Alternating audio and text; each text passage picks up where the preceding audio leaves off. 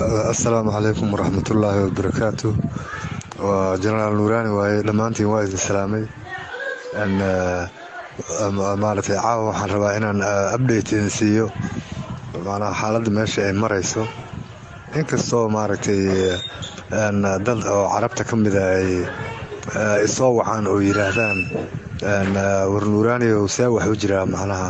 masirta dawladda qabiilka u sheegaysa iyo maaragtay dad ay ugu yiraahdaa dadka qaarkood waxtaa maaragtay beri oo laba wiilna la ka dili jiray hoteelkii Elite Hotel laba wiil oo dhalinyaro ah oo la ka dili jiray ayaa maaragtay waxaan bilaabay inaan familka inaan duruusiyo sida qaraxyada looga hortago intay u qaybsamaan iyo waxaas oo dhan inaan maaragtay idinka xataa waa xasuustaan duruustaas xataa raga ay soo wacayo waxay ugu dhihi jireen ma waalatay macnaha maxaa qoyska oo maaragtay qaraxay si looga badbaaday u baraysaa iyo macnaha dad fara badan asaas dhihi jiray waa arrin lala yaabo waaye maaragtay runta haddaan idiin sheegin macnaha ma waxaa rabtaan sidii 1991 subax idinkoo kii iskool aadayay kii shaqo aadayay idinkoo guryihiina aaday inay magaalada muqdisho xabad ka dhex bilaabatay oo cirkaa dheer dhulkaa dheer wax laga diyaar garoobo male baabuur shidaal lagu shubto male meel loo qaxay male dad wada tashaday male ayaa nagu dhacday 91 marka taasoo kale inay dhacdo lama rabo sababtaas waa sababta aan maaragtay xaaladda dhabta ee jirta aan idinkugu sheegayo bal idinkana ka tala bixiya dad tiro yar ayaa waxay ugu yiraahdaan arrimahan ha sheegin oo dadka ka qari oo qoyska ha u sheegin in khataraha jira iyo waxaas laakiin kama dhageysto waxaan yiraahdaa maaragtay waxaas maaragtay dambi maaha inaa maaragtay aan familka u sheego meesha oo khatarta ay maraysa iyo wax oo dambiye maaha maaragtay dawladdana anugu kama soo horjeedo oo xasuusnaada maaragtay aniga hooyaday xataa reer diini waaye reer dalal ay ka tahay madaxweynaha Soomaaliya hooyaday isku jifo hoose waaye oo madaxweynaha waa maaragtay abtigay waaye maaha nin oo madaxweynaha ka soo horjeeda miihi laakiin labadii madaxweyne oo ka horeeyay midna 6 bilood loogu daray midna 1 sano loogu daray asagii oo 2 bilood ay u sii dhiman tahay ayaa maaragtay hawiyii qadiyaan laga taagan yahay oo hub urursi iyo kibir iyo musharaxiin midoobay oo kulligood hal qabiila iyo waxaas jira marka waxaas inaa idinkaga diga waaye waa maaragtay waajib saaran waaye inaa idin sheego meesha ay wax marayaan xaaladuna hadda meel akhbaaraadkii ugu dambeeyay guutada koowaad ciidamada xoogga dalka Soomaaliyeed hore idinkugu sheegay waa gabigoodaba waa abgaal baabuuro gaashaaman iyo adduunyo iyo teknika fara badanna waa haystaan guutadaas urur ka mid ah ayaa waxaa xukuma nin la yiraahdo Sanay Cabdulle oo gaashaanle dhexe ah ninkii Sanay Cabdulle ahaa xalay magaalada Kaaraan iyo Yaaqshiid iyo xaafadaha afgaalku u badan yihiin teknika ayuu soo galiyay baabuurta dagaal ayaa gudaha la soo galay oo waa diyaar garoobayaan Sheekh Shariif laftiisana waaye oo taliyaha xoogga xataa waa abgaal laakiin waa iska laf yar waaye oo laangaaba wiilkan oo Sanay Cabdulle yiraahdo ka laandheeraysan oo nimankan agoon yar yiraahdo Sheekh Shariif ka dhashay xasan sheekh xataa waa iska wacaysla waaye oo laf yar waaye oo maaragtay markii la yiraahdo afgaalka xagga dagaalka iyo hubka iyo nimanka kacsan waa nimankan harti abgaal la yiraahdo oo maaragtay laandheeraha nimankaas waaye maaragtay ninkaas Sanay Cabdulle la yiraahdo magaalada Muqdisho mararka qaarkood markuu baabuurta teknikada baabuurta dagaal ku marayo meel checkpoint haduu ku soo aado oo ay askarta birta dhaqso qaadi waayaan xataa askarta intuu laayo ayuu qoryaha ka qaataa macnaha wiil iska kibray oo sharci qabanaya iyo cid hor istaagi karta iyo ayuu hore u ahaaba haddana waaba ka sii darayba oo ayaan dhexdaas xataa Muuse Suudi iyo dawladda isqabtay markaasuu maaragtay 640 nin ayuu furunta ka soo saaray oo wuxuu soo dejiyay balcad qaarna magaalada Muqdisho soo galiyay wasiirka arrimaha gudaha ayaa u tagay oo habar gidira iyo saraakiil booliis iyo dad loo diray wafdi ayaa u tagay wafdigii u tagay oo wasiirka arrimaha gudaha iyo wasiirka amniga uu ku jiro oo abgaal xataa wasiirka amniga waa abgaal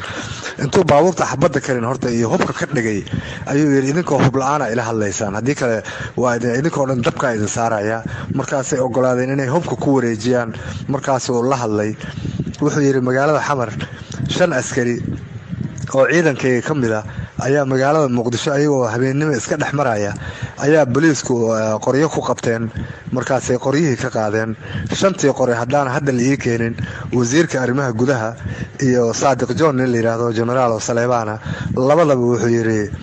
inta dhashiika ay wataan iyo hubkooda iyo ayagaba meeshaan ku xiranaya markaas wasiirka arrimaha gudaha xitaa waa xiranaya buu yiri markaas la barbariyo la yiri wasiirka amniga bariyaayo afgaarsiin war meesha ay ugu ceebeen inuu yiri maartay wasiirka amniga iyo taliyaha booliiska ee gobolka Banaadir iyo wixii dhashiikayaal iyo hub ay wateen inta qoryo ku fooror sida hubka ka dhigtay in adeero hay ceebeen maartay xamara telefoon laga wacay waa balcad hadda meesha la joogo balcad 30 kilomitir waaye xamara muqdisho telefoon laga wacay waxa la yiri wasiirka maartay arrimaha gudaha wacaya wuxuu yiri 5 qori oo ruushka si loo keenaya oo bacdooda ku jira iyo sanduuqyadoodii hadda baabuur degdeg ah la soo saaro 5tii la keenay sanduuqyada hortiisa lagu furay 5taada qori waa kuwaanaya leeri oo booliiska hadda koor ay ciidanka ka qaateen nimanka kaliya cafi markaas yiri waa bixi kartaan waayahay marka wiilku waa wiil saas u kibray waaye oo maartay kibirsan waaye oo maartay Sanay Cabdullaahi la yiraahdaa gaashaan la dhex waaye waa nin maartay aniga xataa waxaan xasuustaa markaan boondheere markay nimanka cadawga soo qabsadeen ayaan boondheere dadkii ka dagaalamayaan ku jiray guutada koowaad waxaan ka ahaa baanduule cadawgayaan xoogaa yar riixnay 4 darjiinaan geynay ka bacdina sanaadiiq rasaasaan baabuurta laga soo dejiyay waa la furay rasaasta ninka taliyaha qaybinaya askartadii kale waa la xadaaya oo rasaasta waa la gataa rasaastii anoo qaybinaya ayuu Sanay Cabdullaahi waa yimid markaasuu sanduuqii rasaasta lagu qaybinayo ayuu lugta kor saaray wuxuu yiri wax rasaas oo la qaybinayo male waa hadda taliyihiisaan ahay ogow baanduulo guutaan ahay asagana taliyi horin waaye waxa uu warsay waaye wuxuu igu yiri laftayda rasaastooda isii waxa uu war laf rasaas kuma bixiye waxa lagu bixiyaa unug iyo koox iyo horin inta xukuntida horintaada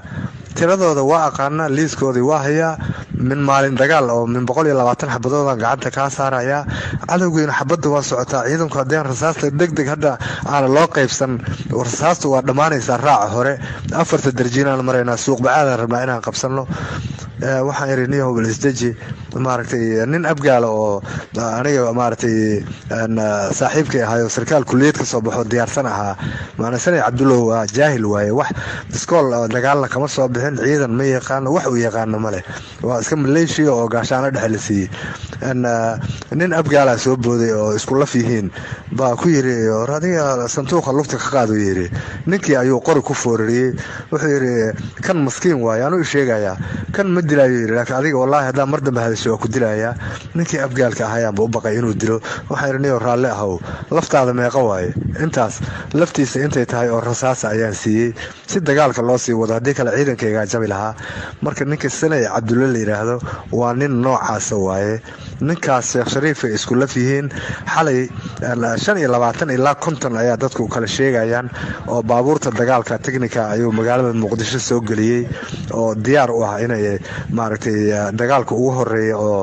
waqtiga la qaadi doono God knows Ilaahay og la qaadi doono ayuu u diyaar garoobaya marka maarkay xaaladaas magaalada Muqdisho ka jirta hal diyaar garoobo dadka oo aan muhiimka ahayn oo xamar wax shaqo iyo waxba aan ka haysan maartay si baxan maartay dhulkii haska si aadaan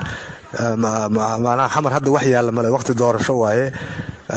iskoolada waa la xiray ninkii iskool dhiganayay aniga xataa ilmahayga iskoolada waa loo soo xiray 15 maalmood iskoolada waa la fasaxay haday ilmo iyo wax idin joogaan hataa ilmihiina maartay waa dhoofsan kartaan oo wixii aan muhiim ahayn magaalada Muqdisho ka saarta hadhow bay tiraahdaa leema degin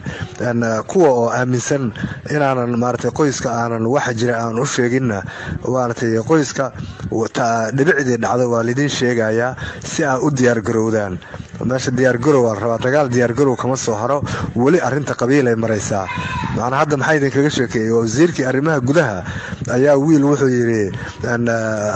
laba diblaan u xiraaya hadaanan 5 qori oo sharci darro ah booliiska lama ogola qori sharci darro magaalada la marayo 5 nin oo laftiisa ay qori magaalada la marayso laga qaaday ayuu yiri taliyaha qaybta booliiska oo Saleebana iyo wasiirka amniga oo habargeedira labadaba wuxuu yiri qofkii oo dhan intuu ka dhigay macna nin saas u kibirsan waaye ninkaas sanay Cabdulla yiraahdo marka halkaas xaaladdu maraysaa ninkaas hadda ugu khatarsan oo maanta Sheekh Shariif ninku ku dhaaranayo waxa hanjabaad ugu weyn oo hadda hawiyaha ay wadaan habargeedirtu waxa moodaa in ay xoogaa yar ra'iisul wasaaraha ku qanacsan tahay oo maartay ra'iisul wasaaraha hadda markuu dhuusmo reeb tagay macnaha jidad iyo airport iyo waxba u ballan qaaday xoogaa yar ayaga maartay waxa moodaa in xoogaa biyo lagu shubay oo xoogaa yar ay maartay ra'iisul wasaaraha ay xeerinayaan iyo dawladnimada oo ay ra'iisul wasaaraha ka leexanayaan moodaa laakiin meeshii oo xaafadii shalay oo musharaxiinta ay deganaayeen oo la hareereeyay gabigeeda ceer iyo Saleebana degan macna ciidankii tagay hadii qoryaha loola soo bixi lahaa shalay ciidankaas halkama soo fiigi laheen waa meel khatar waaye zoonahaas oo dhan waa zoobe markii laga soo tago ilaa iyo xaafada Madiina inteeda soo Madiinada shishe ayaa Abgaal Daawud degan yihiin oo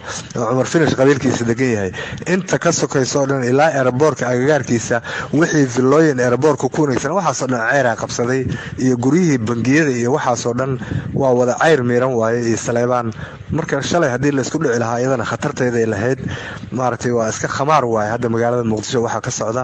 marka xaaladda ugu dambeysay waa taas wassalaamu calaykum waraxmatullaahi wabarakaatuh